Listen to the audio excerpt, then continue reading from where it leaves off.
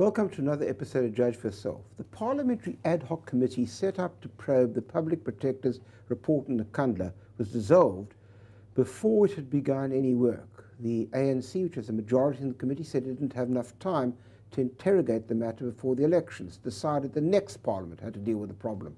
The committee was set up after the Public Protector had found that the President had unduly benefited from some of the 246 million rand upgrades to his private home in Nkandla.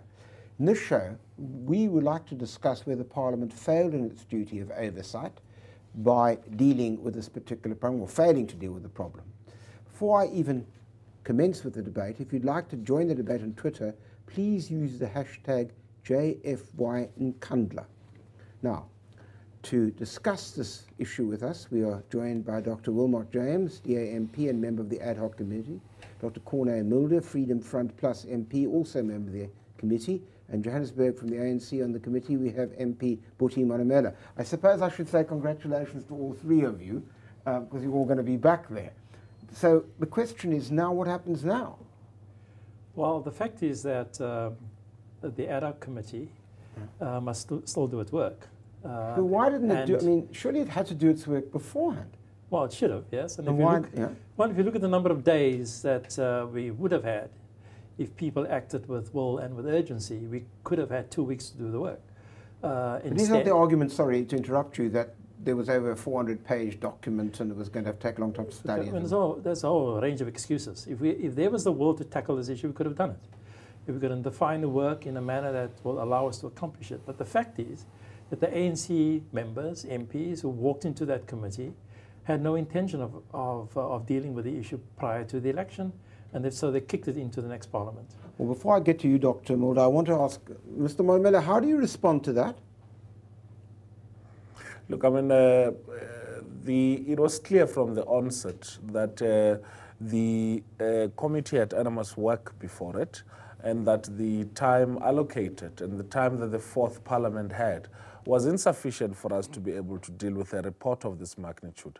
Remember how long it took for this investigation to take place, firstly. Secondly, the Public Protector's investigation was not the only investigation into this matter, but there are also other processes which were undergoing. The DA itself brought into the attention of the committee that the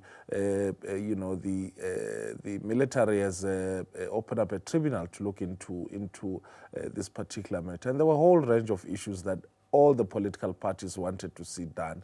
People wanted the president to come appear before the committee, the public protector, the ministers in the security cluster. So if you look at that scope of work, we do not think that it would have been justifiable for us to do this, to go on with this ad hoc committee as the fourth Parliament. In fact, our argument was that people insist that we need to do this. Firstly, want to play politics because we're right in the middle of the elections campaign, and therefore there was no rational thinking and application of anybody's mind on the issues at hand. But secondly, they were basically going to set up the committee for failure. Lindiwe Mazibuko argues in the committee that let's do the work and then let's see what we're able to do. If we don't complete, then that is it. The Freedom Front Plus was saying, look,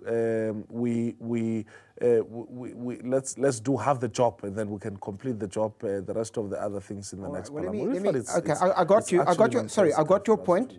Dr. Mulder, how do you respond to? Sorry, Mr. Manamela, I wanted to ask Dr. I don't want to be technical, but I have to be technical. Currently, there is no ad hoc committee that exists. Right.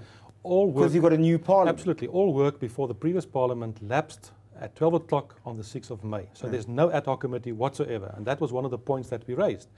We said it's not for that ad hoc committee that existed in the previous Parliament. They cannot bind, and we were part of it. That ad hoc committee cannot bind the next Parliament. It's a complete new ballgame. The new Parliament and the new Speaker may decide he doesn't want to put up an ad hoc committee to investigate, and that was part of the argument. We had to deal with that issue in the fourth Parliament. So the question of whether the Parliament fulfilled its mandate was in terms of the fourth Parliament. We don't know what the fifth Parliament is going to do. Could I just ask you this before giving Dr. James a chance to respond to Mr. Manamela and giving him a chance? What about the argument that he's put up that there wasn't enough time? You could never have finished your work in the allotted time. No, if we really wanted to do the work, there was more than enough time. But you've got to go and look where the delays came from.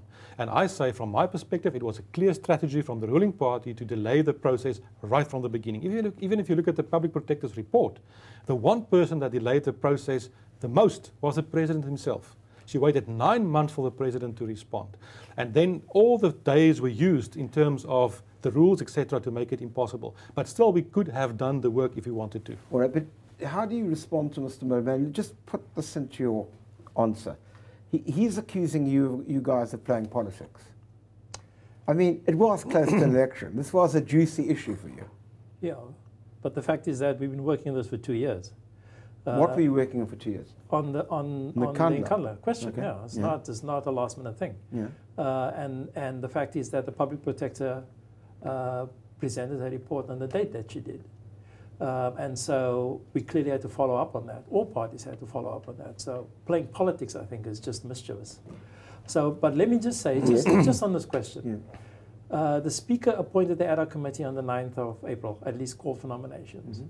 Let's say the parties took 3 to 4 days to finish the nomination process. That takes us to the 30th of April, and we had to report on the 30th. And let's say we didn't work over the weekends, we would have had 14 days to do the work.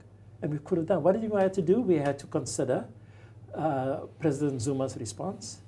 We had to consider the proclamation that he issued regarding the SIU, and then the report. What we had to do that is listen to each 3 individuals for 3 hours and work through the documents very quickly. We could have come up with some real recommendations within the time. It's really important that in terms of talking about playing politics, what we had here is a squeeze on time that we believe was deliberate.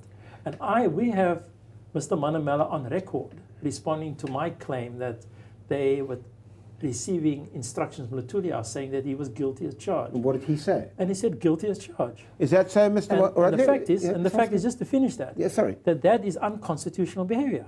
And if you look at the oath of office taken by MPs, the oath is to the Constitution, not to the party. All right, got you. Mr. Manamela, how do you respond to the charge that you were taking instructions from headquarters? Look, I mean, firstly, our contention as the ANC is that there are no rules that have been broken.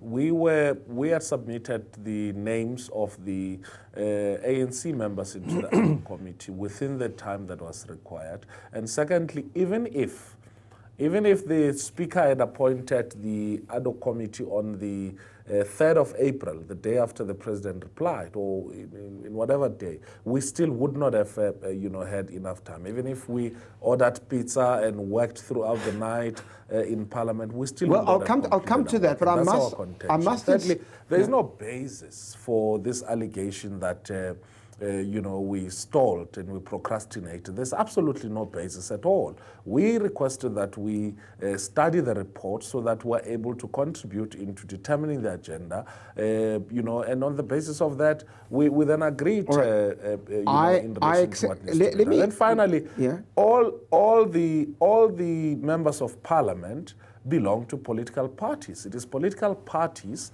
that constitute their lists to submit those to the IEC. All right, well, we'll have to take a break, please. Otherwise, we won't get anywhere. We've got to conduct this on lines where we listen to each other. So let's take a break, and then I want to give both Dr. Mulder and Dr. James an opportunity to respond. News that moves. enca.com.